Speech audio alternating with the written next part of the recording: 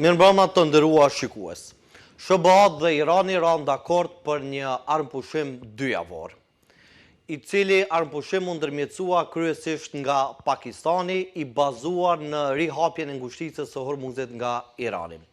Po reflekton që pas 22 orë negociata, ky armpushim të jetë i brisht për shkak se negociatat dështuan, derisa tregjet globale u rritën dhe çmimet e naftës ranë dhe ky sinjal i armpushimit u pa nga faktori ndërkombëtar global si një hap drejt një paqeje të përhershme.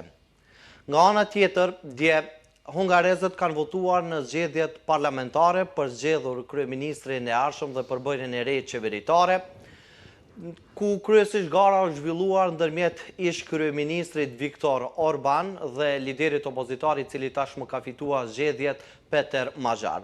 Për diskutuar më detajisht se cilat ishin vijat e kuqe e dështimit që sjellën dështimin e negociatave SBA-Iran dhe nga ana tjetër për diskutuar se si do të ndikoje humbja e Orbanit ndërmjet BE-s, Rusisë dhe Ballkanit Perëndimor. Këto dhe tema tjera në sonte do t'i diskutojmë dhe analizojmë me mysafirët tanë që i kemi të ftuar. Fjala është për profesorin universitar, zotin Mevlodin Ibishi. Mirëmbrëma, zoti Ibishi, mirë se erdhët. Mirëmbrëma, faleminderit shumë. Dhe njosin e çështjeve ndërkombëtare, zotin Nefail Emini. Mirëmbrëma, zoti Emini, mirë se erdhët. Faleminderit për ftesën.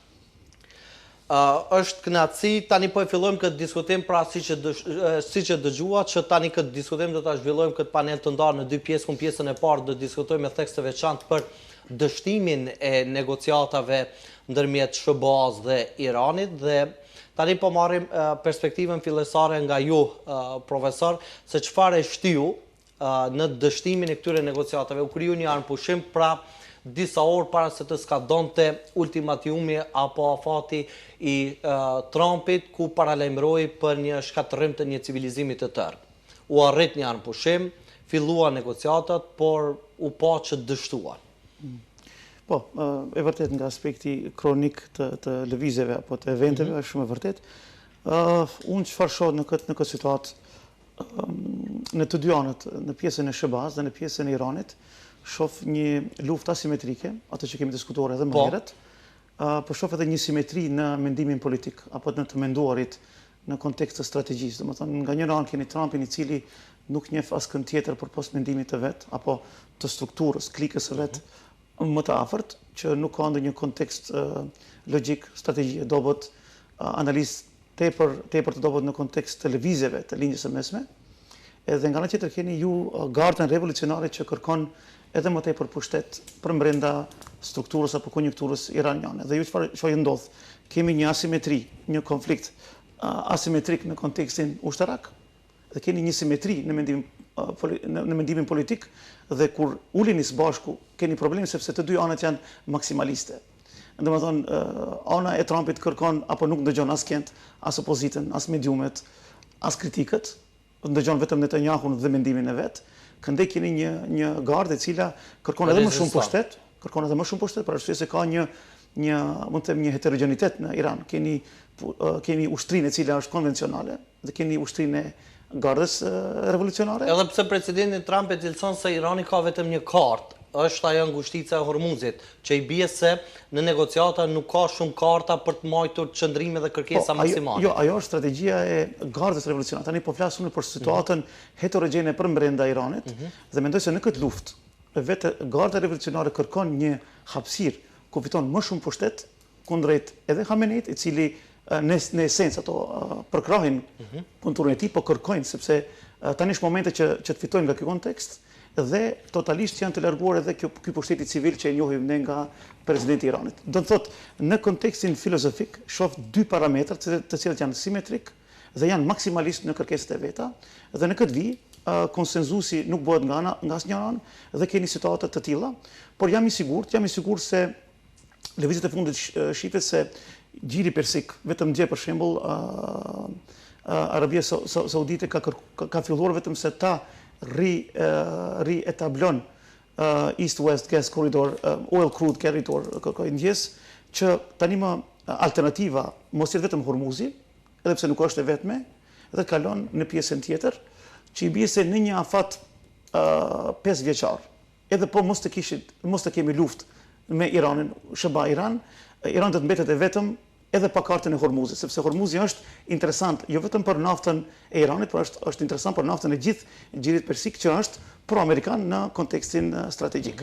Dhe në këtë vit, po besoj se duhet të jepet pak kohë, është niveli i dytë, më thonë keni zëvendës kryetarin me kryetarin e shtetit, po mendoj se këtu keni Trumpin në një niveli më lartë, edhe Khamenei, që do të mund të ulen, dhe besoj që mediatorë si Turqia, Pakistani, po edhe Gjiri Persik, të gjithë të shtetet, punojnë që të ketë edhe themi një momentum tjetër të diskutimit.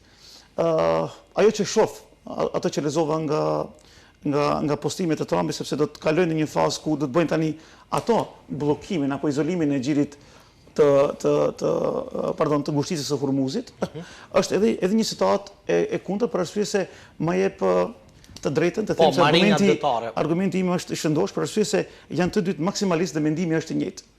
Domethënë, nëse SBA thonë se ndalesën e Hormuzit, atë që bën Irani është kundrejt të gjitha normave ndërkombëtare apo për lëvizje të lirë të madrave, tani vetë SBA lëviz në të njëjtën kontur, që flet se mendimi është i njëjtë dhe janë maksimalist, po besoj që me kohë, nëse kemi të themi diskutime të dyta, të treta, ndoshta konsenzusi do të jetë më i mirë, edhe pse një pikë me sa e shoh unë është problematika është pozicionimi i Iranit në kontekst të zhvillimit të platformave nukleare, dhe këtu mendoj se SBA kanë qenë çdo herë, jo vetëm republikanët, por edhe demokratët, në cilët ne tani apo kritikësisë kërkojmë ndihmë që demokratët të vinë, mendoj se ka një statik në kontekst kësaj. Irani nuk ka të drejtë të zhvillon apo prodhimin e armave bërthamore. Dhe mendoj se ky momentum po ka hapësira. Nëse marrëveshjet e Obamas shifen, mendoj se do të mund të marrim mësim të dy palët dhe ka një afatizim të këtij procesi. Kështu ka hapësirë, por ama të dy palët më duken janë shumë maksimaliste dhe ka nevojë për kohë. Dakor. Tani zoti Emini, për Pakistanin mbase kjo situatë ishte një situatë e re e krijuar që mbase edhe arriti ta shfrytëzojë. Cili në fakt është roli i Pakistanin këtë drejtim dhe ka ndikuar ky ndërmjetësim që ta përmirësoj edhe ta ndërtoj një imazh diplomatik në arenën ndërkombëtare. Pra fillimisht për Islamabadin, aty ku zhvilluan edhe negociatat, u krijuar një përshtypje e re gjeopolitike për këtë vend. Vërtet, për shkak se Pakistani ka një histori të gjatë dhe të vazhdueshme të konfliktit me Indin dhe në këtë aspekt ka fituar një përvojë shumë të gjatë në negociata ndërkombëtare. Po ashtu vlen të theksoj se Pakistani ka ndërmjetësuar negociatat mes Shteteve të Bashkuara të Amerikës dhe talibanëve që u zhvilluan në Doha të Katarit, ku u arrit marrëveshja që trupat e SBA-ve të tërhiqen nga Afganistani dhe talibanët të rikthehen në pushtet.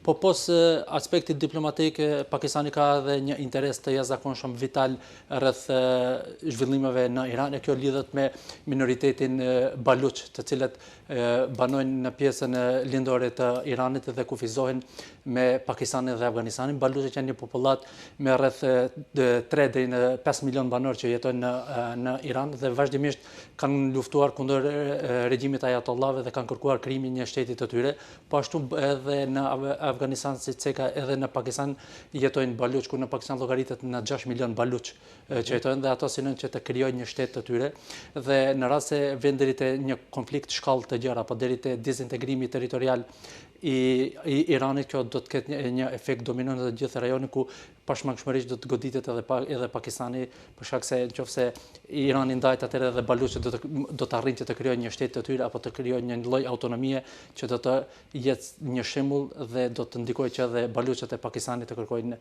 ndarjen për Pakistanin dhe bashkimin me Baluçët e Iranit. Dhe kjo e bën pos ngritjes së imazhit diplomatik edhe një interes strategjik për Pakistanin që të kemi një anëpushim me Shteteve të Bashkuara të Amerikës dhe Iranit. Për shkak se hapen edhe plagë të tjera, edhe pastaj kjo i kontribon në fakt edhe në krijimin e situatës tensionuar edhe më tepër. Por fillimisht ky armpushim i krijuar për 2 javë ishte një lehtësim për banorët atje dhe për komplet arenën ndërkombëtare, apo në fakt ishte prapa ajo ndjenja e pasigurisë?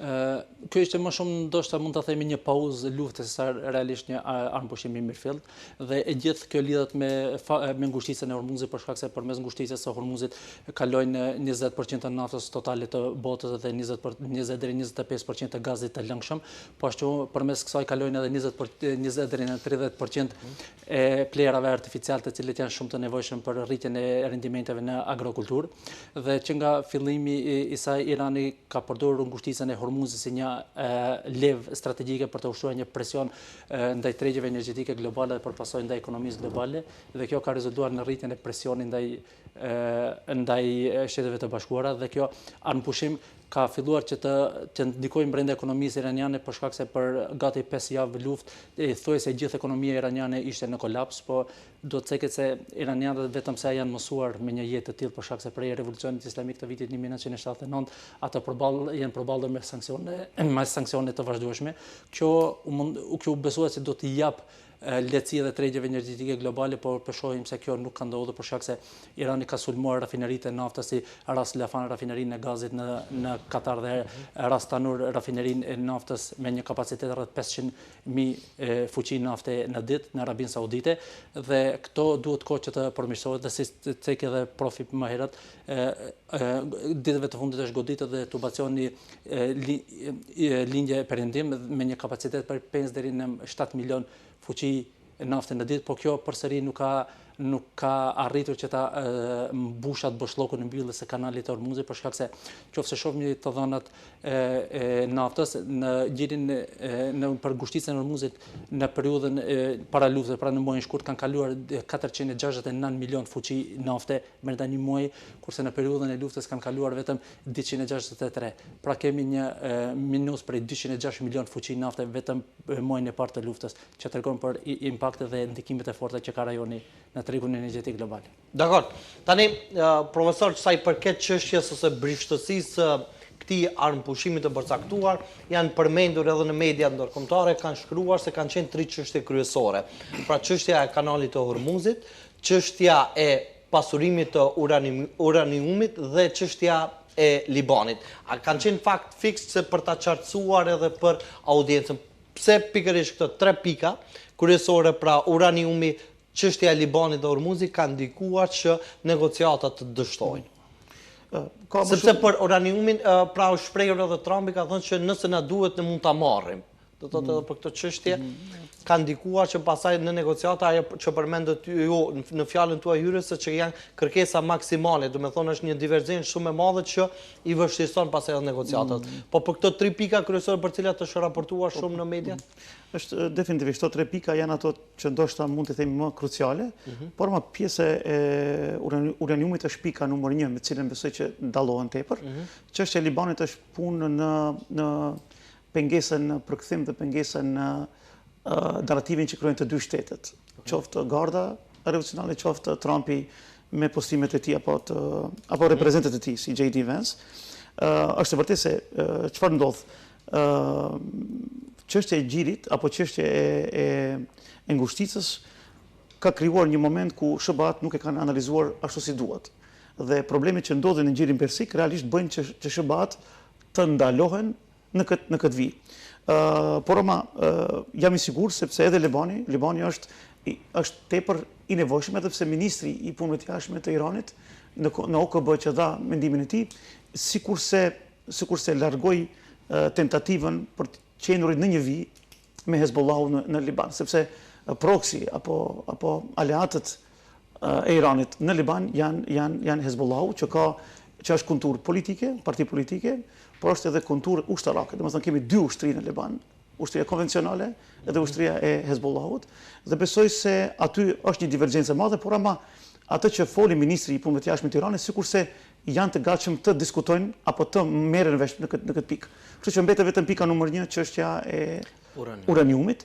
Por mund të them lirisht, domethënë marrëveshja e Obamas që ka ndodhur shumë vite më herët, po jo edhe shumë largët, është një paradigmë e mirë dhe mu më frigon vetëm një momentum. Garda revolucionare edhe atëherë ka pas një lloj divergjence me Khamenein. Khamenei ka pas një mendim, një teori apo një tezën e tij sepse nuk duhet asnjë shtet të ketë apo mundësi që të ketë armatim bërthamor dhe ka qenë në një pikë ku kjo marrëveshje në faza më të gjata kohore do ta bën këtë pozicionim të Iranit. Edhe mendoj se këtu Garda ka bën një lëvizje. Pra të them se kërkon më shumë pushtet dhe ka një qëndrim më stoik se Irani për të ekzistuar në kontekst të kësaj lufte apo në linjët mesme, sepse në fundit Irani me strategjinë e vet nuk bën vetëm atak ndaj bazave të amerikanëve në Gjirin Persik, por ama po bën edhe në infrastrukturën e naftrave, në për pika civile, në për hotele, kështu që ka një strategji që edhe ekonomia rajonale të humbët dhe në këtë vit bën shtypje më tepër të SBA. Por ama sidoqoftë, mendoj se pika numër 1 është armatimi nuklear dhe pika tjera janë të gatshme të diskutohen. Gjithsesi, atë që SBA kanë dhënë drejt Iranit nuk i kam lezuar, nuk di çfarë ka qenë pozita e SBA-s që të mund bëj edhe një analizë më të thellë, por besoj se kjo pikë është ato ku janë të gatshëm të diskutohen. Por në këtë vit prap mund të them një kritik ndaj SBA, diskutojnë për të hapur Hormuzin, për diçka që ka qenë, është një tezë re tani, që ka qenë e hapur realisht, është e paligjikshme, që prap e bën SBA-t në kontekst të strategjisë, në kontekst të kredibilitetit ushtarak dhe kontekstit moral të jetë humbos në këtë vit, edhe jorosisht kemi problem tani më ta quajmë hegemon global në vija apo në kontura të këtyre. Prap tham pika numër 1 është aty ku e diskutova. Sipas jush, zot Emini, për cilat ishin shkaqet që sjellën deri tek dështimi këtyre negociatave 21 orëshe që nuk arritën dot një kompromis në negociata? Dy palët shkun në këto tryezë të negociate me kërkesa maksimaliste dhe duke marrë parasysh kompleksitetin e zhvillimeve rajonale dhe kompleksitetin e kërkesave të dyja palëve, do të ishte shumë jo racionale të besoj që do të arrijë një marrëveshje që në raundin e parë të bisedimeve. Aftësia dhe përgatishmëria e Shteteve të Bashkuara të Amerikës ishte që të arrijë një armpushim apo një marrëveshje përfundimtare, por që kjo do të ishte shumë vështirë e realizueshme. Dhe në këtë pikë të dyja palët që është zhvillimi pozitiv është se armpushimi do të vazhdoj për 2 javë të paktën dhe është lënë një dritare hapur për zhvillimin më të qeshëm të negociatave. Cilët janë mendoj se 2 pikat kryesore për cilën nuk mundet që të arrijë një dakordësisht ngushtica e Hormuzit dhe vazhdimi i pasurimit të uraniumit. Kjo për shkakun se administrata Trump është vendosur një presion të jashtëzakonshëm nga industria e naftës në Shtetet e Bashkuara të Amerikës, por edhe në të gjithë botën që mos të lejojë që Irani të kontrollojë ngushticën e Hormuzit që sipas drejtës ndërkombëtare janë ujëra territoriale dhe të lirë për kalim.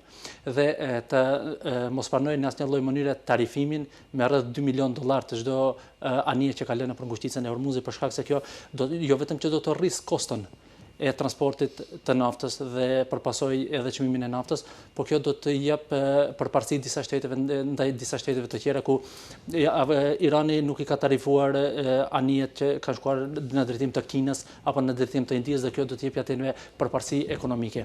Elementi i dytë lidhet me uraniumin, por në këtë rast Irani po synon që ta përdorë ngushticën e Hormuzit në mënyrë maksimale, për shkak se rëndësia e ngushticës së Hormuzit pas 5 viteve besoj që nuk do të jetë për shkak se duke marrë parasysh zhvillimet e fundit, shtetet e Gjirit do të ndërtojnë dhe janë në planifikim ndërtimin e tubacioneve të reja të cilat do ta kalojnë naftën në përgjithë territorin e Arabisë Saudite në drejtim në drejtim të detit të Kuwait dhe pastaj në drejtim të kanalit të Suezit, dhe në këtë moment Irani po synon që ta përdor ngushticën e Hormuzit për të arritur një marrëveshje e cila sipas tyre do të jetë fuqi ndoshta 10 apo 20 vitet e ardhshme, kurse përket uraniumit ka është vija e kuq e Shteteve të Bashkuara të Amerikës edhe molla e sherrit mes dy shteteve. Nëse SBA-ja bën tolerim në këtë pikë, atëherë kjo do tregonte se e gjithë kjo luftë ka qenë totalisht e paraqeshme dhe e pavlefshme. Dakor. Tani ju profesor e cilësuat se një humbje morale kushtimisht thënë, por cili sipas jush do duhet të ishte kalkulimi i radhës nga Shtetet e Bashkuara të Amerikës, me që në këto negociata rezultuan të pasuksesshme? Do duhet më shumë presion ushtarak apo një formë diplomacisë së re? Unë kam mendim tjetër në kontekst të pikës së dytë, domethënë duhet një strategji komplet e re, nga gabimet apo të merren edhe mësimet.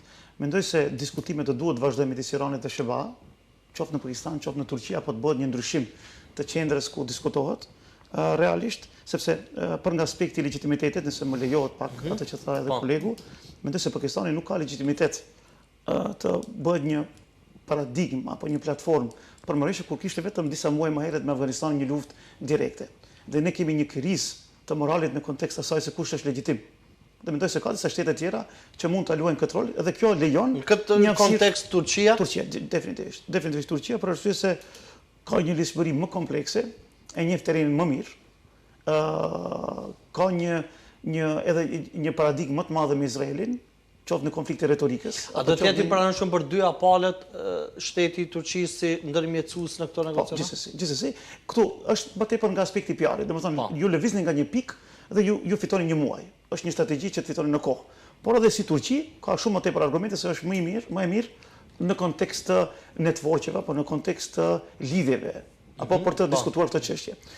Dy, Shëbat, donë se kjo është vetëm teoretikisht, e di se nuk do të mund të ndodhë, do duhet të fokusohet në Board of Peace, atë që kanë krijuar, që unë kam qenë kundër, unë në Deli Sabah kam shkuar se paqja në Gaza apo në Palestinë kalon nëpërmjet OKB-s, nuk mund të kalon nëpër platformave jo formale të tilla, por sidoqoftë, edhe kjo platformë mund funksionon, fokusohemi në Gaza, kemi kriza të thella, të fillon institucionalizimi, domethënë, i spakut të ndihmave, fillon hapja më e madhe, ndalesa e luftës në Liban, diskutimi e gjithashtu me Hezbollahun, është momenti i dytë, dhe tre, që ndal nga dal, ngushtica e Hormuz të hapet, por mos të harrojmë atë që thash edhe më herët, po edhe kolegu e përsëriti, se nuk është vetëm alternativa East-West Crude Oil Pipeline, keni Delfin Pipeline, keni Abu Dhabi, keni Irak-Turqi, dhe kjo do shton edhe më tepër këto shtete edhe më tepër të ngjiten, të interkonektohen dhe Hormuzët mbeten vetëm për Iranin dhe Kinën që e diversifikon apo me Rusinë dhe Iranin punën e naftës. Dhe në këtë vit mendoj se strategjia është këtu, dy, Trumpi do duhet definitivisht të kthehet shtëpisë së vet, humb në gjitha pollet që dalin, ka kriza edhe më të mëdha dhe mendoj se ai do të fiton nëse këtë strategji e bën, largohet nga konflikti direkt me Iranin, apo janë diskutime, pezullohet konflikti direkt, diskutimet vazhdojnë në këtë vit, diskutohet edhe më tepër i bëhet presion Iranit për arsye se me ligjet ndërkombëtare. Atë që Irani, dhe këtu e bën gabim për mua, për mendimin tim, ka të drejtë në vetmbrojtje, gjithsesi, por nuk ka të drejtë të ndalon lirinë e anijeve nëpër këtë ngushticë, për arsye se është kundër ligjit ndërkombëtar. Ka të drejtë të bën atak ndaj pikave ku SBA bën atak në Iran, por nuk ka të drejtë të prek infrastruktura, facilitete dhe pika të civilëve. Dhe në këtë vit mendoj se një konferencë ndërkombëtare ku akademik nga gjithë bota bëjnë presion në këtë vit, fitohet në kohë, rikthehet sepse zgjedhjet e ardhshme në muajin 11 definitivisht spaku nga statistika që shohim do të prodhojnë impakt dhe duhet të prodhojnë impakt. Për arsye se kjo do të ndihmon Shëbas, tash nëse ma lejon të kthejmë atje sepse zanafilla e problemit për mos zgjidhjen apo për mos pasje strategji adekuate, stabile, është se ju keni një SBA e cila në kontekst kohor nga 48 dhe këndej keni një stabilitet në mendimin politik se politika e jashtme duhet të jetë konform Izraelit. Por pos keni disa momente kur keni John Kennedy ku ajo është më racional. Por ma edhe atë nuk mund të largoj nga vija se ka qenë pro-Izrael, por ama ka qenë më racional në kontekstin e veprimeve apo aktiviteteve ushtarake të cilat janë më radikale, më fundamentale, ekstremizmit, ndarje racore, kështu me radhë. Pra çështja që është ruajtur nga instrumentalizimi. Po, dhe në këtë vit mendoj se SBA do duhet rikthehen të ndryshohet konjunktura mundësisht nga zgjedhjet në shtëpinë e përfaqësuesve, pastaj edhe në Senat, një e treta, dhe mendoj se impeachmenti duhet të kalon. Trumpi kalon në impeachmentin e tretë nëse bëhet. Një është 2019, dy është 2021, nëse ju kujtohet. Nëse kalon, mendoj se kultura politike rikthehet aty ku ka qenë SBA. Nuk mund të keni ju lider politik, edhe pse ka legjitimitet, të bën dilution, të bën lëvizje radikale që janë jashtë konformitetit, jashtë filozofisë amerikane. Dhe nga kjo mendoj se me një leadership tjetër, edhe çështja e Iranit do duhet diskutohet. Po, mund të flisni ju për reforma në Iran, për nga aspekti i regjimit. Keni shumë argumente. Nuk mund të jetë invazioni argument. Është argument vetëm i Izraelit që të krijon kaos rajonal, që është vetëm një përfitim Izraelit. Dhe mendoj se ky largim, kjo mundësi, kjo detachment që themi ne, do t'i ndihmon edhe rajonit, edhe botës po edhe SBA-s në vetvete për arsye se atë që them unë, një hegemon kush e krijon, cilët janë faktorët? Fuqia ekonomike, ushtarake, që tani Kina mendoj se statistikisht në 5 vitet e ardhshme e te kalon. Fuqia këtu në ekonomi mund të vendosim AI, teknologji edhe punë tjera, si një korpus, fuqia ushtarake, do duhet ta diskutojmë sepse unë nuk besoj se Irani është i vetëm në këtë mbrojtje. Gjithsesi, deti Kaspika funksionon që anijet ruse të vinë dhe të ndihmojnë. Gjithsesi, kinezët kanë transferuar know-how dhe teknologji, që e bie se teknologjia kineze dhe ruse tani më është disi apo e balancuar.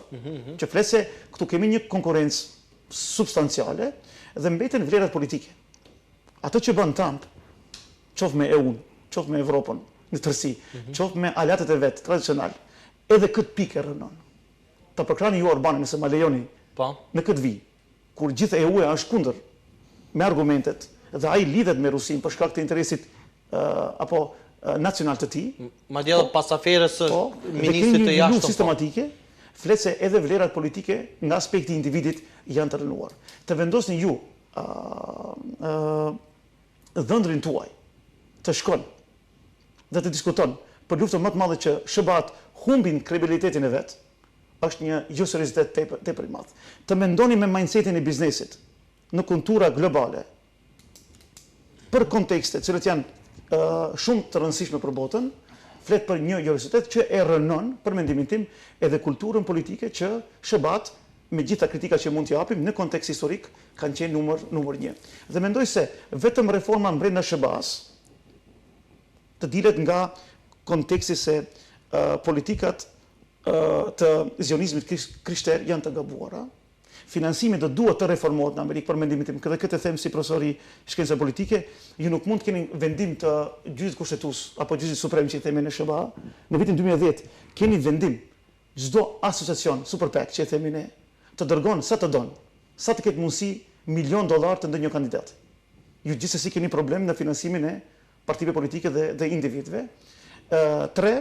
Të reformohet edhe administrata dhe të dilet nga kontura se të ndihmohet apo kontura evangeliste që themi ne, që mos hyj në detale për auditoriumin, se nëse nuk e ndihmoni Izraelin është politik anti-amerikane apo është politik anti-krishtere. Do duhet kjo të thehet, që ka filluar nga disa mediume, nga disa figura politike, dhe mendoj se lobby grupet nga gjithë bota do duhet të punojnë në Amerikë që të mund kjo kontur të rivitalizohet. Dhe vetëm atëherë ju keni paqe dhe stabilitet për arsye se me gjitha negativitetet, për mendimin tim, vetëm SBA-t janë të vetme dhe mbetin të vetme që mund të ndalojnë Izraelin të ndalojnë një luftë lokale apo regionale. Edhe që i shërben pasaj dhe në këtë vijë mendoj se problemi është këtu në SBA, pastaj ajo reflektohet shumë shpejt edhe në Izrael. Këtë që po them unë nuk bëhet për një ditë, nuk bëhet për një muaj, kërkon më tepër, por mendoj se zanafilla është këtu. Te ky momentum. Faleminderit shumë. Zoti Emini, a u zë në befasi SBA nga rezistenca e Iranit?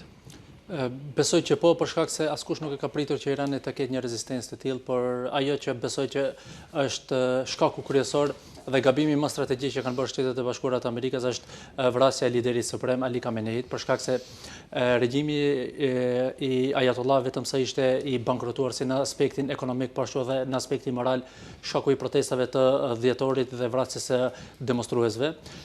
Por që Shtetet e Bashkuara mendoj që bënë një gabim në momentin që qelluan dhe eliminuan liderin suprem. Kjo krijoi një lloj uniteti brenda shoqërisë iraniane, edhe ato që ishin kundër regjimit me vrasjen e tij u bashkuan, po ashtu sulmet e Shteteve të Bashkuara dhe vrasjen e tij në ato moment bën bashkë fundamentalistët së bashku me nacionalistët. Pra një shoqëri e cila ishte thuajse totalisht e ndame, për një herë u bashkua dhe për të bërë rezistencë fuqisë më të madhe të kohës siç janë Shtetet e Bashkuara të Amerikës dhe për qarket unitet Shtetet e Bashkuara provuan disa metoda si ajo thirrja për ngritjen në revoltë të qytetarëve të brendshëm, po ashtu edhe dizintegrimi i Iranit ku u kërkua mbështetja apo ndihma e kurdëve, po ashtu edhe baluxhëve të cilët ku përmes të cilëve u synoi që të krijojë një destabilitet i brendshëm apo një krije ngrytje, por që të gjithë këto dështuan, por nuk duhet të harrojmë edhe faktin se këtu nuk kemi vetëm një përballje Shteteve të Bashkuara dhe Iran, po kemi edhe një përballje mes Shteteve të Bashkuara dhe BRICS-it, pra Shteteve të Bashkuara dhe Rusisë dhe Kinës, të cilat edhe pse në mënyrë jo të hapur, po ato e kanë ndihmuar dhe po vazhdojnë që ta ndihmojnë vazhdimisht Iranin qoftë përmes përmes agjencive sekrete, po ashtu edhe përmes armatimeve, me qëllim që kjo luftë për Shtetet e Bashkuara të bëhet sa më e kushtueshme, ku Rusia ka përfitime të jashtëzakonshme, po ashtu edhe Kina, për shkak se Rusia e shmang vëmendjen e Shteteve të Bashkuara për zhvillimet në Ukrainë, dhe në anën tjetër rritet çmimi i naftës, ku presidenti Trump ka hequr disa nga sanksione ndaj industrisë ruse të naftës, ku sipas disa llogaritjeve Rusia tani fiton nga 250 deri në 750 milion dollar si pasojë e rritjes së çmimit të burimeve energjetike dhe rritjes së kërkesës për shkak të mbylljes së ngushticës së Hormuzit. Kjo shkon në favor të Rusisë. Të Rusisë, po dhe Kina, për shkak se Kina e shmang vëmendjen e Shteteve të Bashkuara për zhvillimet rreth Tajvanit dhe në detin e Kinës jugore, po ashtu edhe ekspozon edhe fuqinë e Shteteve të Bashkuara, po ashtu ekspozon edhe kufizimin që fuqia globale ka një përplasje të ardhshme rreth Tajvanit mes SBA-s. Pra shtetet armike të SBA-s po e shfrytëzojnë këtë situatë për të ndikuar në dobësimin e SBA-s. Megjithatë, nga një kërcënim publik që do shkatërrohet një civilizim i tërë, në armpushim e në negociata me kërkesë që të hapet kanali Hormuzit. Si është kjo çësja e SBA-ve sipas perspektivës tuaj? Mendoj se pranimi i pushimit nga Shtetet e Bashkuara të Amerikës ishte vetëm një mënyrë që presidenti Trump ta shmangte atë alarm që kishte thënë apo atë kërcënim ndaj Iranit, për shkak se pikat e marrëveshjes, edhe pse nuk janë pranuar zyrtarisht, del se të gjitha 10 pikëshin që ka propozuar Irani janë të pranuar. Pra Shtetet e Bashkuara dhe presidenti Trump ka synuar vetëm që të shmang ultimatumin, për shkak se kishte bërë më herët disa ultimatume dhe nëse kjo nuk do të realizohet, atëherë ai do të dilte shumë jo serioz.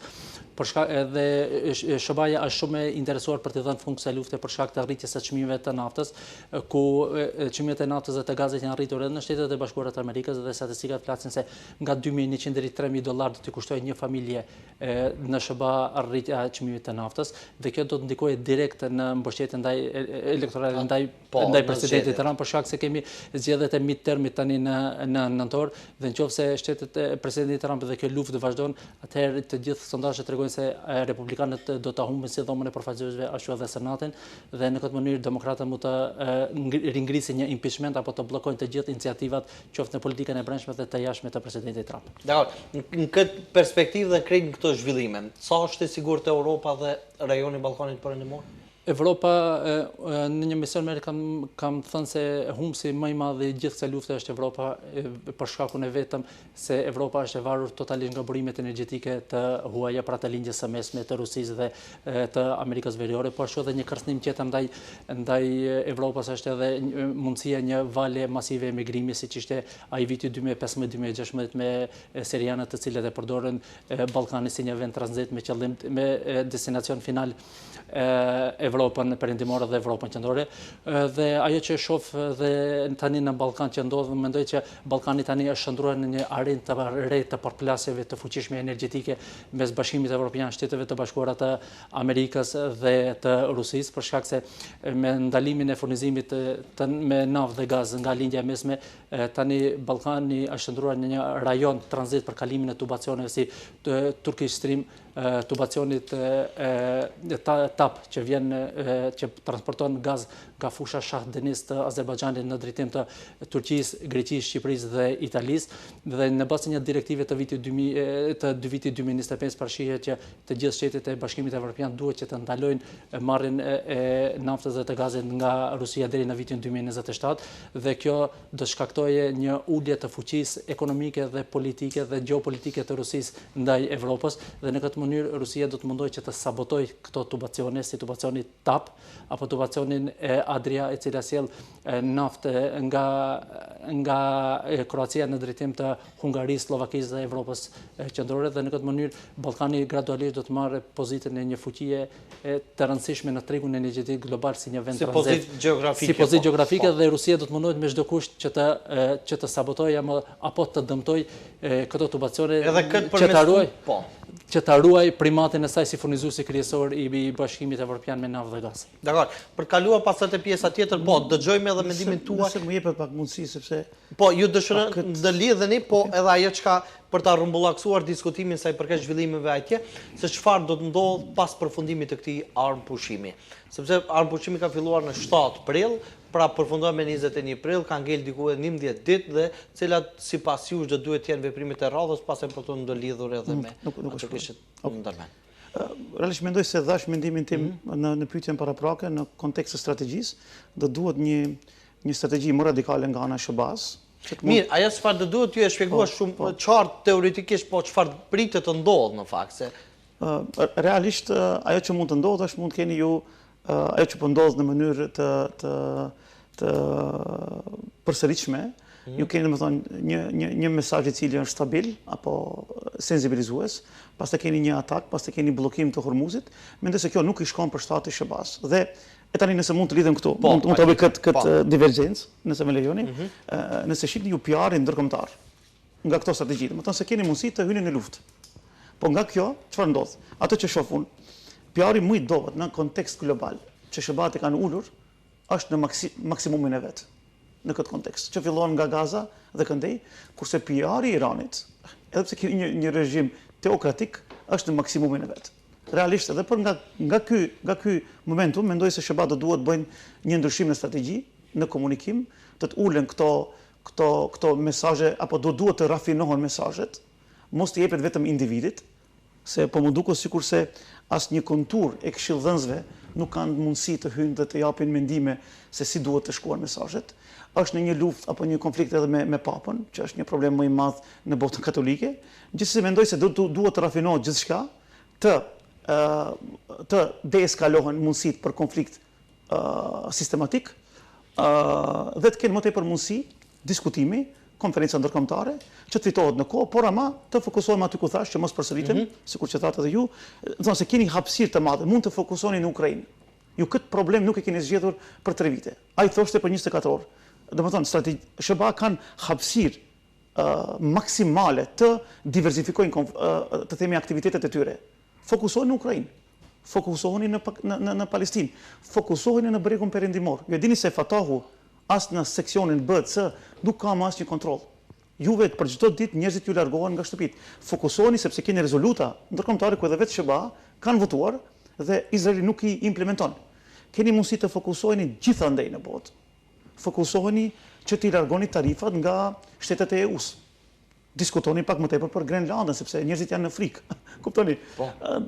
Afroheni me Kanadan sepse fjalimi i fundit i kryeministit të Kanadas flet për një largim radikal nga SHBA, që është e palogjikshme, është e pakuptueshme edhe nga konteksti gjeografik, janë shumë afër, por edhe nga konteksti i politikës liberale. Dhe në këtë vit mendoj se kanë hapësirë të madhe që të lejohet që Irani të pushon si konflikt direkt dhe të vazhdohet me diskutime. Po nëse më lejohet edhe për kolegun, këtë punë e di më mirë, nëse më jepet të diskutohet. Unë mendoj se Tap Tanapu nuk ka të bëjë me Rusinë. Është komplet një infrastrukturë që i jepet gasit nga Baku apo nga atë që tha Shah Deniz. Sepse jo, këtu vetëm një ndërhyrje, sepse secili e din në bazë të perspektivës së tij. Jo, natyrisht, kjo është standard është. Këtu vetëm po them se ndoshta dia është relativa, po. Jo, vetëm që t'rregoj. Domethënë Tap Tanap janë 2 projekte, të cilat kanë filluar të funksionojnë me ide nga viti 2005, po dikush njëra ka filluar në 2015, tjetra në 2020, është kryepkut projekturë pro-amerikane që lidh Azerbajxhanin në Tbilisi, domethënë Baku, Tbilisi, Turqi, Tapu dhe Tanapi që lidh Ballkanin, Shqipërinë, që është aktive dhe Italinë. Projekti tjetër që përmendi kolegu është një projekcion që ta lidh Kroacinë, që është shumë i vlefshëm për Ballkanin perëndimor. Unë kam mendim tjetër, isha në Baku para disa muajve dhe fola për këtë çështje. Ne duhet gjithsesi qeveria jonë, cila do të jetë, nga asnjë diskurs politik nuk e marr, do duhet për çdo ditë të jetë sot në Baku dhe të jetë sot në Kazahstan. Por arsye se alternativat e vetme janë nga ky momentum dhe këto shtete janë alternativat e Rusisë. Dhe mendoj se këtu EU-ja nuk ka problem me këto, do duhet edhe më tepër të intensifikon, nëse unë pyetem, domethënë. Kështu që Tap Tanap do të funksionojnë, Rusia nuk mund t'i ndalon, por EU do duhet punon edhe më tepër, për shembull ta lidh është South Gas Corridor. Pse mos të lidhet Turkmenistani dhe Kazakstani në Shah Deniz. Dhe këto janë alternativa që unë planifikova të diskutoj më tutje për sfidat e EU-s, por ama këto projekte janë thelbësore. Jo, për sfidat e EU-s do të diskutojmë vazhdimisht. Janë shumë aktive. Besoj që edhe kolegu, po ndoshta në moment, këto janë projektura pro EU dhe pro SHBA dhe mendoj se janë shumë të mira në diversifikimin e Ballkanit, po edhe të EU-s në kontekstin e energjisë. Këto nuk janë të koordinuara dhe kontrolluara nga Rusia. Dhe gabimi më i madh i EU-s që ka ndodhur është këtu, nëse ma lejoni, ka ndodhur se nuk kanë diversifikuar aq shumë sa është dashur nga viti 2000. Për shembull, vetëm një momentum, të do t'i rikthejmë më vonë. Kur na ndodh neve konflikti me Gjergjin? Isha student master në Bolonjë, 2007. Rusia ndihmon dy paradigma, dy entitetet, më falni, keni Abkhazia dhe South Osetia Jugore, ku marrin pavarësinë e tyre nga Gjergjia. Nga 2007, pastaj ju vjen Krimea në 2014, apo? Dhe pastaj vazhdon Donbasi tani në këtë periudhë, dhe ju nuk keni asnjë projekt të bërë, aq më tepër keni ndaluar edhe Nabukon. Sa për informacion, Nabucco ka qenë një projekt amerikan që ka lidh njësoj Shah Denizën, Bakun për në Evropë. Në vitin 2013 ndale si projektur, që është një dështim substancial, katastrofik i EU-s në diversifikimin e energjisë. Dhe këtu të blen EU-ja, ku të kishte bler EU-ja pak nga Azerbajxhani, nga Azia Qendrore, Kazakhstan, Turkmenistan, pak nga Rusia, unë kam mendim tjetër. Ajo që na ndodh në Ukrainë është për arsye se interdependenca komplekse ekonomike në kontekst energjetik është shumë asimetrik. Të gjitha resurset që vinë nga Rusia. Dhe ju e sforconi Rusinë me kohë. Edhe krijon varfëri. Edhe pse keni pas signale që i përmenda në Gjergji, në Krimea dhe sot në Ukrainën lindore, që është një gabim strategjik. Po kam disa informacione më tepër që jep se sa EU-ja është e dobësuar apo ka qenë dobësuar, por është moment tani që ato të reformohen. Por nuk e shoh diversifikimin si gabim. Ku të kemi diversifikuar energjinë tonë, për mendimin tim. Po, për të ndërlidhur dhe pas e për të kaluar të tema tjera, sepse atë që përmenda Topin dhe Tanopin që vjen prej fushës Shah Denizit, tregon se Bashkimi Evropian i ka dhënë rëndësi diversifikimit. Por ajo që Rusinë tani e pengon dhe e dëmton është nëse këto do të shndrohen në burime kryesore energjetike. Për shkak se deri në vitin 2027 të gjithë shtetet anëtare duhet që ta zerojnë marrjen e naftës dhe të gazit nga Rusia. Dhe kjo do të ishte një humbje jashtëzakonshme ekonomike dhe gjeopolitike dhe e ndikimit të Rusisë në Bruksel. Dhe në këtë mënyrë, këto tubacione që nuk kanë lidhje as pak me Rusinë, por që janë kundërshtuar vazhdimisht nga Rusia, sikur tubacioni i gazit Baku-Tbilisi-Ceyhan, ku ky tubacion ka bërë tronditjen më të fuqishme gjeopolitike pas rënies së Bashkimit Sovjetik në Azinë Qendrore, për shkak se Rusia ka kundërshtuar shumë për faktin se kjo do ta ulë përfitimin e saj ekonomike dhe gjeopolitike.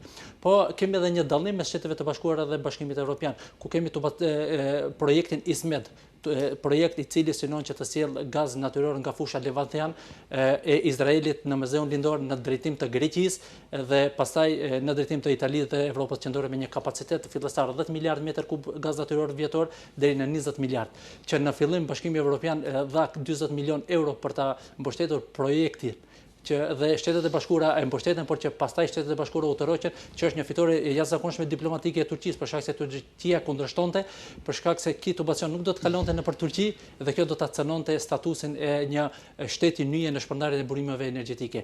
Dhe duke parë gjithë këto projekte dhe ndaljen e gazit rus, Rusia nuk do të qëndrojë heshtur për shkak se leva më e fuqishme e Kremlinit për të ndikim është burimet natyrore dhe burimet energjetike.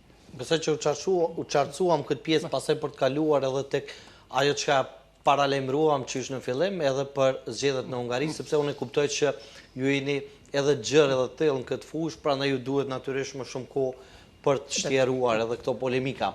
Po vazhdoj me ju, profesor, pasaj për të ndërlidhur edhe tek çështjet e BE-s, po ajo që ishte aktuale dje dhe që u ndjek me vëmendje maksimale edhe nga SHBA, nga Kievi, nga Moska, edhe nga rajoni jonë, zgjedhjet në Hungari. Mbas ishin të parat që morën atë shumë vëmendje dhe ishin zgjedhjet që kishte rritje maksimale e daljes së qytetarëve për të votuar, për të shprehur të drejtën e tyre demokratike në këto zgjedhje. Zgjedhjet në Hungari përfunduan, 16 vite pushtet të Viktor Orban marrin fund mbrëm.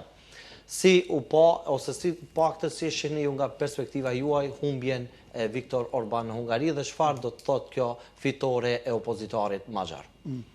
Po, është e vërtet atë që ndjen broma deri më vonë, shihja raportet, analiza, statistikat.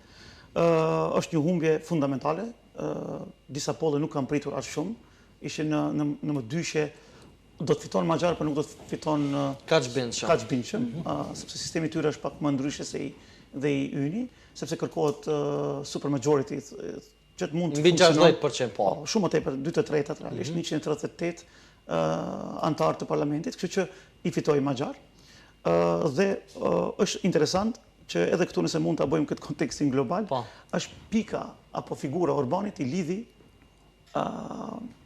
konfrontueset më të madhe ideologjik, edhe politik, edhe ekonomik, SBA-n dhe Rusin, Putinin dhe Trumpin. Më tepër të themi Putin dhe Trump për arsye se është kërkesë individuale, që këtu më tepër e rënoi, gjë kisha unë në status se e rënon dhe njëherë më tepër kredibilitetin strategjik të SBA-s, për arsye se të ndihmoni aq shumë, të shkon një nënkryetar apo në fushat parazgjedhore, të flet kryetari i shtetit për së pari herë në telefon, të tregon një stabilitet në përkrahje maksimale. Edhe nga ana tjetër keni ju një marrëveshje formale, po jo formale për EU-n që doli që Orban ka nënshkruar dhe të bëhet një lloj asistenti i Rusisë prej nga konteksti i energjisë deri te çështja e Ukrainës, të blokon proceset e institucioneve, qoftë në Komisionin Evropian, qoftë në Këshillin Ministror, dhe ju ta përkrahni dhe të kaloni kundër EU-s në këtë politikë është për mendimin tim qendrori politike, gjithsesi është mirë se kjo është një pikë, dy komplet aparatusi politik edhe medial ka qenë në dorë, si më gjitha statistikave dhe raportet që kam lexuar nga Politico deri te opozita, po edhe nga establishmenti, ka qenë këtu. Dhe i bie se hapësira për të bërë ndryshime është e madhe dhe këto dy traktura i shoh. Ajo që pak mendoj se nuk duhet të shihet si entuziazëm maksimal, se Maxar fitoi dhe tani kemi një kthim radikal, në kontekste globale është e vërtet. Është pro-evropian, mos të harrojmë se ka qenë pjesë e Partisë Fides të Orbanit. Vetëm vitin 2024 ka dalë si një lloj refleksi kritik ndaj politikave populiste, sistematike që rënon apo krijon hybrid systems, apo unë më tepër ju them demokraci fasadash. Ju keni norma shumë të mira, implementimi është shumë i vogël. Ju keni legitimitet politik, po ju bëni bypass të institucioneve. Po, ato që bën Trump dhe të tjerë. Dhe në këtë vijë, mendoj se do duhet të diskutohet për arsye se lexova manifestin e tyre të partisë TISA. Nuk është komplet pro-EU në kontekst të, për shembull, në kontekst të çështjes së Ukrainës, në kontekst të energjisë, sepse ai është mishëruar, është lidhur me idenë e sovranitetit nacional. Dhe besoj që me kohë do ketë ndryshime, gjithsesi ka një projektur pro-NATO dhe pro-EU, kërkon të hynë më thellë, apo të rikthehet aty ku ka qenë Hungaria më herët, por mendoj se do duhet pak më tepër nga ana ynë të analizohet, mos të jemi tepër entuziast, të shohim. Mos kemi shumë pritshmëri të mëdha. Unë hyn mbroma dhe pash për shembull partia e tij, që ka disa antarë në Partinë Transnacionale, që është pjesë e EPP-s në komunitetin apo në Parlamentin Evropian. Dhe i pash lëvizje se si kanë votuar. A dini se diku 45% apo 48%, mos më kapni, gjatë votimeve kanë qenë në vi me Fidesin, me Partinë e Orbanit, në kontekstin e bujqisë, në kontekstin e Ukrainës, në kontekstin e energjisë. Që i bie të them, normalisht ne si profesor bashkë me kolegun do të jemi apo skeptik, nuk mund të marrim punë çdo herë si pro, të duhet të shihet dhe mendoj se duhet të punon më tepër EU-ja në këtë vijë, të tërheq më tepër, po, ato 18 miliardë apo 9 miliardë të rifinansohen me njëherët, dhe të shifen kërkesat e Hungarisë me Maxar, për arsye se narrativi mbetet i vjetër. Ju nuk mund të dekompozoni, të çmontoni sisteme, nëse është montuar për 16 vite. Ju nuk mund të çmontoni, sepse kërkesat e EU-s ishin rule of law, apo? E drejta, sistemi i barabartë. Por ama nëse ju keni montuar një sistem për 16 vite, si do të çmontoni për nesër? Për një ditë apo për një muaj. Mendoj se do duhet punohet më tepër në këtë vijë dhe këtu kam pak skeps, do të shihet me kohë. Është vetëm si një analizë ime, nëse më lejohet. Mirë po, gjithsesi, thehet narrativi i gjatës së skajshme. Sepse Evropa ka një krizë më tepër, jo vetëm në Hungari, keni Slovakinë ficon, apo keni edhe Poloninë, gjithsesi e cila më moderuar për mendimin tim, dhe keni pjesën perëndimore, Franca, Holanda që do të flasim për këto tematikat, që është një sfidë, edhe besoj se po, është mirë humbi, fituan këto, por ama lëvizjet që duhet bëhen, duhet shifen dhe EU ka për obligim. Dy faktorë për mendimin tim janë që prej sot do duhet punojnë më tepër. Është EU-ja dhe institucionet e veta, dhe dy, partia transnacionale EPP, European People's Party. Do duhet më tepër të punon me partinë e Maxharit, që është parti motor në këtë konglomerat, që të mund të rafinon dhe të ndihmon që ai të bën lëvizje, sepse tani populli jep votën, apo keni fituar pjesën ndërmuese të votave, e çfarë kërkohet? Zhvillim më tepër ekonomik, të ketë lëvizje tjera, të keni më tepër apo interesin nacional, dhe nëse keni sistem të montuar, nëse keni administratë e cila është tepër apo e lidhur, e kapur me sistemin e mëhershëm, do të ketë pak problem. Unë ju them studentëve, ju mund bini ministrin më të mirë, më të ditur, nëse burokracia, administrata në ministri është kundër politikave të saj, realisht do keni problem në implementim. Dhe unë kësaj friksohem, kështu që EU mund të çmonton, të ndihmon, të çmontohet ky sistem i vjetër, por është shumë e mirë në kontekstin e Ballkanit, në vijat me Vučićin dhe me Ficon në Slovaki. Pra ju për të thënë vetëm është një derë e hapur për të ndodhur ndryshimi, sepse vetë fitoria e tij nuk nënkupton 100% ndryshimin drastik që do duhet të ndodhë. Sipas jush, zotë Ermini, fitoria e Maxhar çfarë nënkupton për rajonin dhe për BE-n?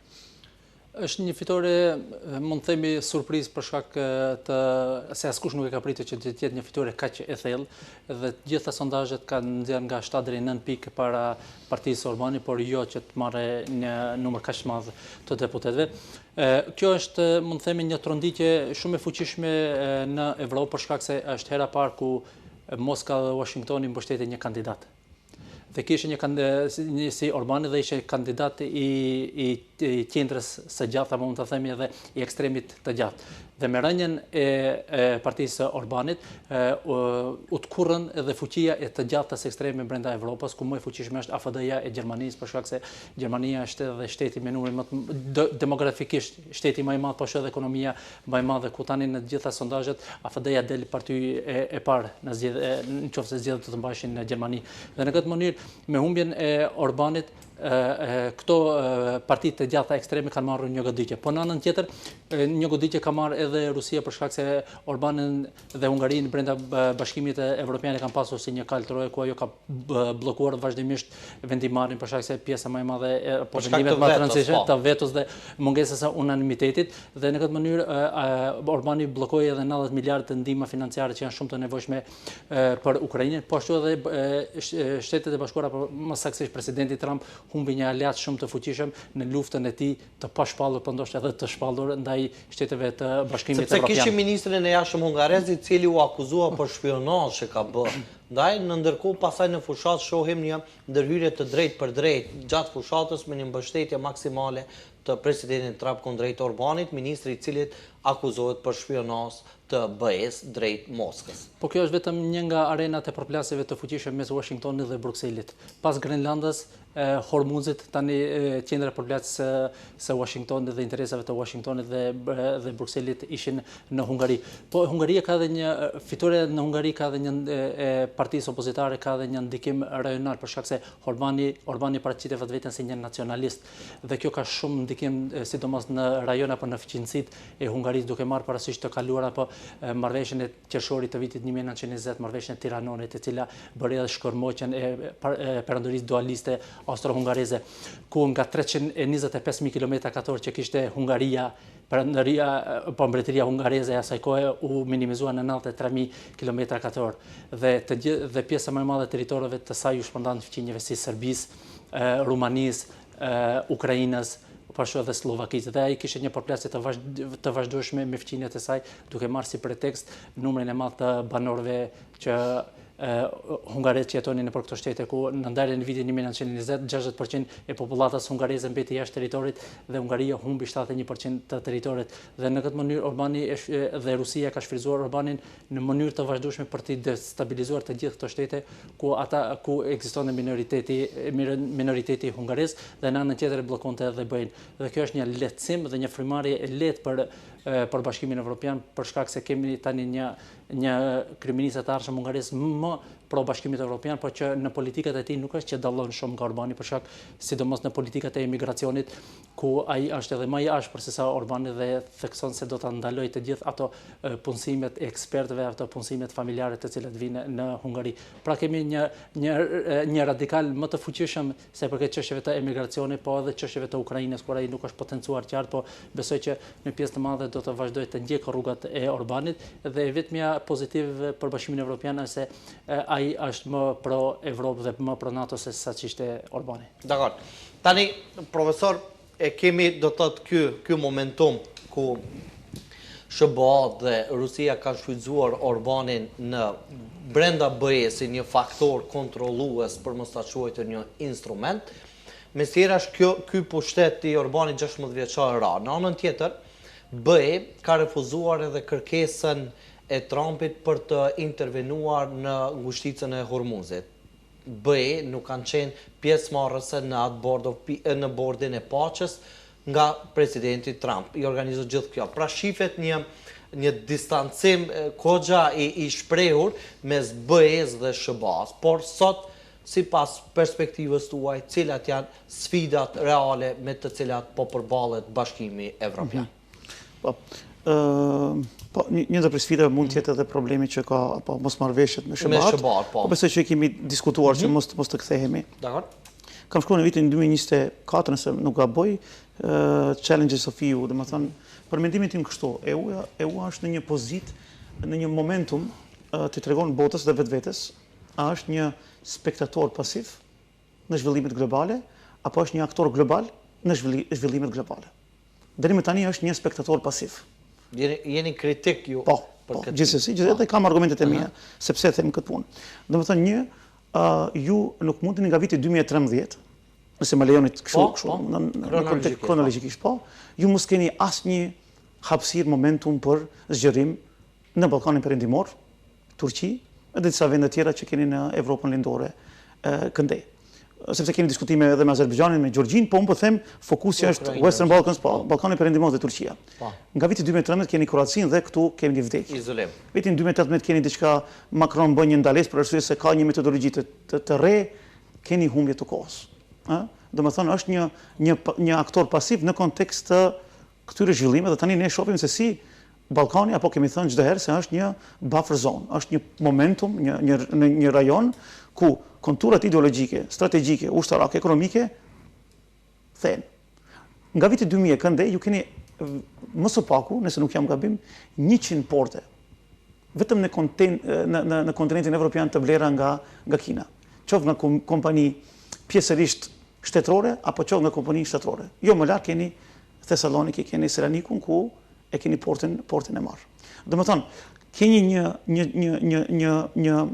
një humbje të diskursit politik, të lëvizjeve politike, dhe nuk kanë marrë asnjë lëvizje. Në kontekstin e energjisë, në vend se të diversifikohen, ato realisht janë lidhur me Rusinë në kontekst asimetrik, që për mendimin tim është një argument i parë apo një faktor i parë që financon dhe ka financuar Rusinë në këtë luftë me Ukrainën.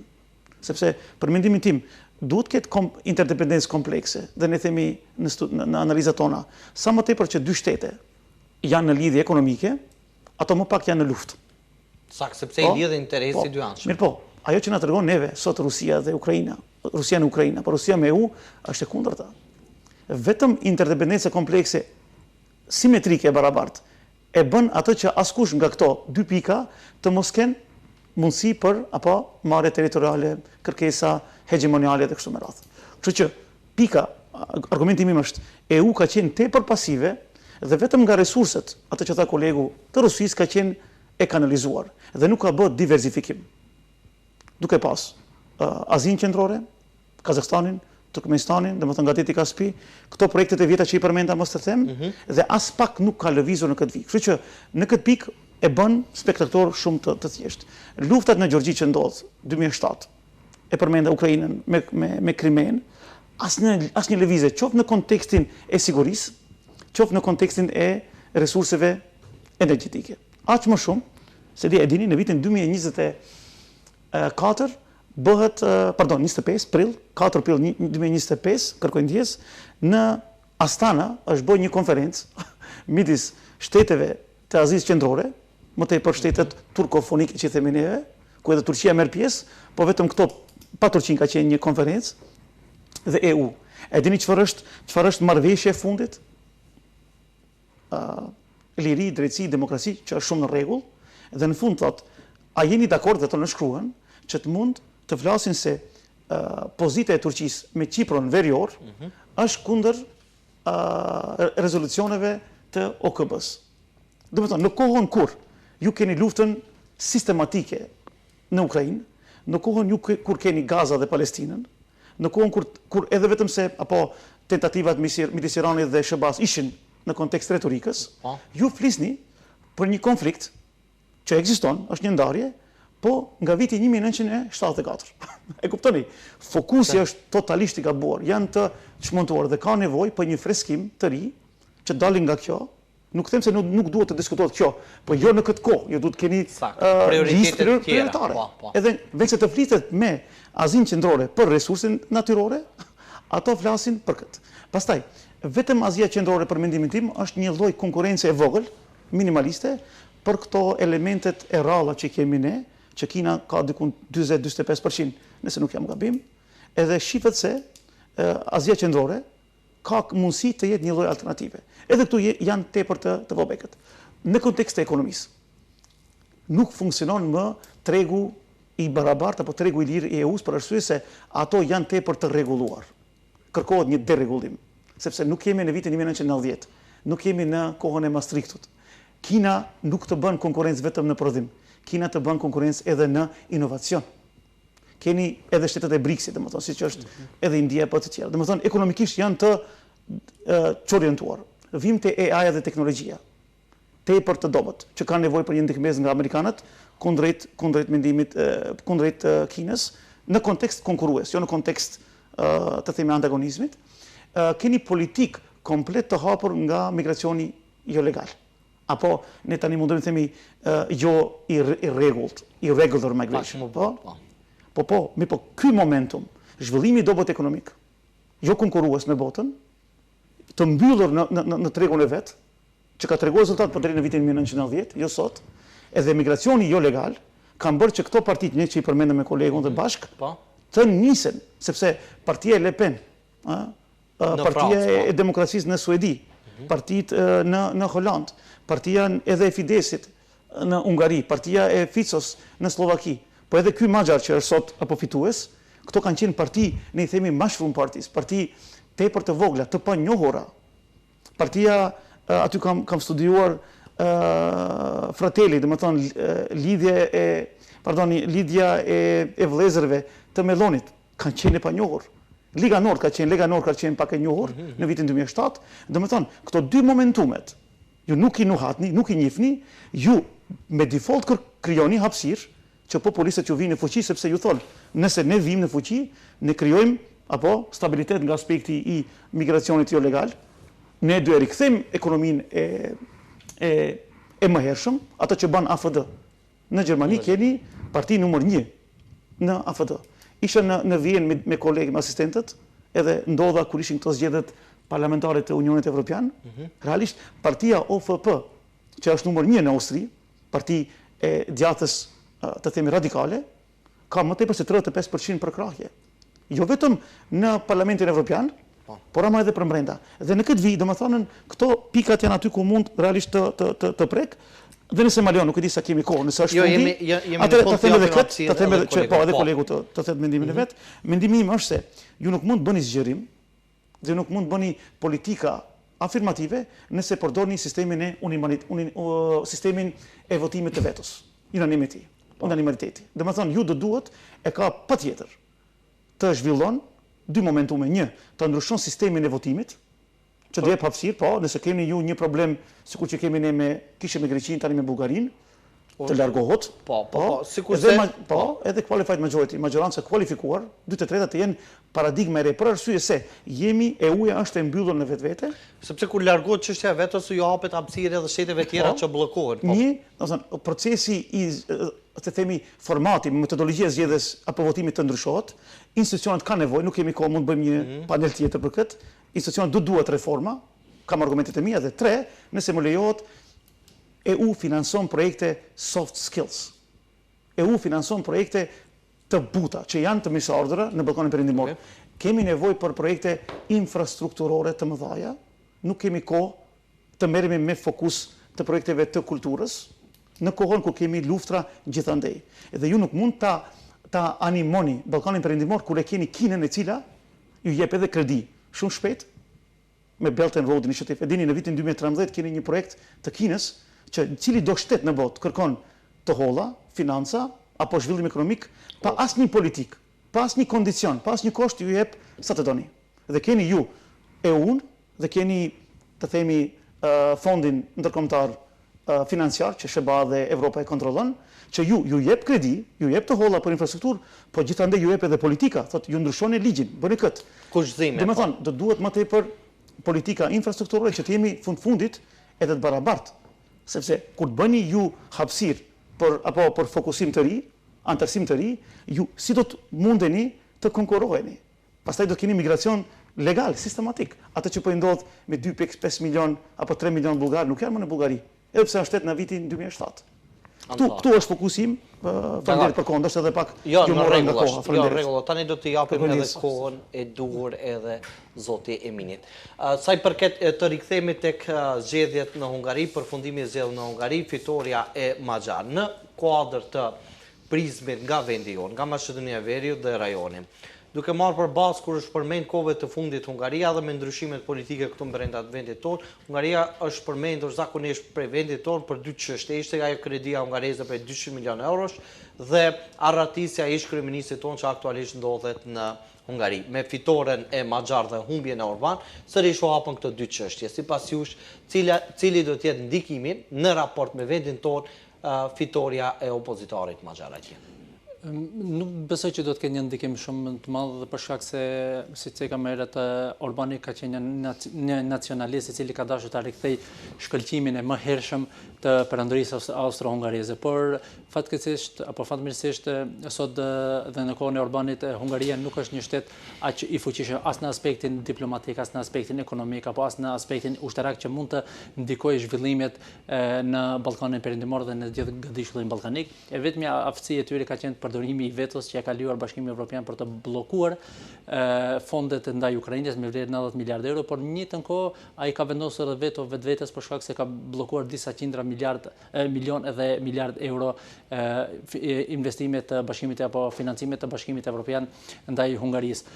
Se përket rikthimit të ish-kryeministit, unë nuk pres që të kemi një diçka të tillë për shkak se ai ka marrë një azel politik dhe nuk duhet të harrojmë se Hungaria është një nga shtetet më të vjetra në Evropë dhe shtetet e konsoliduara dhe shtetet e vjetra kanë një vazhdimsi politike dhe nuk mundet që e gjithë politika e tyre e jashtme apo dhe e breshme të ndryshojë radikalisht me ardhjen apo largimin të një njeriu. Po në anën tjetër kjo do të ndikojë pashmangshmërisht zhvillimet brenda SICEK dhe brenda Bashkimit Evropian për shkak se kryeministri i ri i ardhshëm është më pro-evropian dhe më pro-NATO, po dhe ai ka ato qëndrimet e veta sa i përket zhvillimeve dhe politikave ndaj fqinjësisë, posaçërisht ndaj Ukrainës dhe apo dyshimet e veta ndaj Bashkimit Evropian dhe NATO-s. Dhe kështu që nuk presmi që të ketë ndonjë ndryshim shumë të madh në politikën e Hungarisë dhe për shkak se nuk ka kapacitet sa të ndikojë në një masë të madhe zhvillimet në kontinentin e vjetër. Dakor, tani me që jemi krejt në fund, po i pyes juve pasaj për t'ia dhënë fjalën përfundimtare profesorit, sa i përket ndikimit të humbjes së Orbanit, si ndikon kjo ndaj Serbisë, sepse Serbia ne kemi diskutuar në panelet të tjera është parë si një shtet që luan me standarde të dy fishta, pra në të njëjtën kohë është edhe mik edhe aleat edhe i Rusisë edhe i Kinës, por në të njëjtën kohë edhe shfrytëzon edhe beneficion edhe nga Bashkimi Evropian edhe përkundër faktit që madje ishte në mesin e shteteve që nuk kishte sanksionuar Rusinë me fillimin e luftës atje. Por humbja e Orbanit si do të ndikojë për Serbinë? Do të ketë një ndikim për Serbinë për shkak se ato janë shtete fëqinja dhe është interesant për shkak se Orbani ka qenë një nacionalist dhe ka arritur një dakordësie për një marrëveshje ushtarake me Serbinë në vitin 2025, duke marrë parasysh faktin se si ceka më herët me ndarjen e Hungarisë në vitin 1920 rreth 20.000 kilometra katror të territorit hungarisë ka marrë mbretëria serbo-kroate slovene e kohës. Dhe një shtet i cili të ka marrë territorin ti e bën një aleat strategjik dhe një aleat ushtarak kundër fuqive tjera ballkanike siç është apo fqinjve tjerë ballkanik siç është Kroacia, Shqipëria dhe Kosova, ku ti nuk e thojse asnjë çështje të hapur. Dhe kjo në anën tjetër kjo do të ketë një ndikim për Vučićin për shkak se Hungaria dhe Orbani kanë mbështetur regjimin e Vučićit fuqishëm brenda konjunkturave të Brukselit dhe të Bashkimit Evropian dhe është munduar që vazhdimisht të pengojë çdo lloj mase që ka mund të marrë Bashkimi Evropian për shkak të dhunës ndaj protestuesve që në Beograd dhe në Novi Sad apo në qytete tjera, ndaj shkeljeve të drejtave të njerëzit, shkeljeve të lirisë së mediave dhe shkeljeve të formave më brutale që janë bërë brenda Serbisë dhe të gjithë këto i ka bllokuar Hungaria dhe kryeministri Orban. Dhe tani me largimin e tij, kryeministri i ri do shohim se çfarë politike do ndjek, po ajo që ka deklaruar është se do të ketë një politikë pro-evropiane dhe menjëherë Bashkimi Evropian ka informuar se do të bllokojë rreth 1 miliard euro financimet që kanë qenë për Serbinë dhe këto bllokime mund tani të realizohen për shkak se më herët nuk ka mund të ndodhin për shkak të vetës së Hungarisë, kurse tani këto bllokime mund të ndodhin për shkak se kryeministri i ri nuk besoj që do të përdorë një veto për ta mbrojtur një autoritar siç është Vučići. Dakor. Por në fund, profesor, sa i përket fitores së Maxha në raport me rajonin tonë, saktësisht Maqedoninë e Veriut dhe Serbinë? Realisht, pajtohem me kolegun, realisht ka pas një lidhje, të themi ideologjike, po edhe geostrategjike në kontekst të Rusisë dhe SHBA-s me Vučićin dhe besoj se ky momentum nuk është vetëm një lloj reflektimi pozitiv për Evropën dhe politikë bërjen e EU dhe Evropë gjithandej, mendoj se është një reflektim i mirë që do të jep një light motiv, një motiv të lehtë opozitës që të mund të rifillon ndoshta edhe me proteste, por edhe pa proteste, që të mund të beson se do të mundet konjunktura e Vučićit të humbet në zgjedhja, ato që bëni, domethënë me Orbanin. Në kontekst të Maqedonisë, ato këtu më tepër nuk kam çfarë të shtoj, por është se do duhet të shifet cilat janë pozitat e Maxharit, mos të jemi shumë entuziast në këtë vijë, por ka pas lidhje. Pra nuk do të befasojmë në ndonjë mëngjes për ta parë. Jo, unë vetëm them se ka pas lidhje jo formale të rënda, substanciale, dhe kjo më është thyer. Gjithsesi, dhe kjo jep një lëvizje të re. Po ta shohim ku do të pozicionohet Maxhar, sepse ka shumë momente ku ato janë pozicionuar për shkak të politika formale. Pastaj informaliteti i ka dërguar në pika të tjera, edhe nëse ndodh momenti A, definitivisht do të ketë edhe reflektim në Maqedoni. Sepse i dim edhe lidhjet, i dim edhe momentumet. Ne këtu duhet ta përfundojmë. Faleminderit për kohën tuaj, ishte kënaqësi t'ju kemi në studio. Shumë faleminderit, kënaqësi. Faleminderit. Faleminderit shikues të nderuar për vëmendjen tuaj dhe deri në takimet tona të radhës, mirëmbëjtje.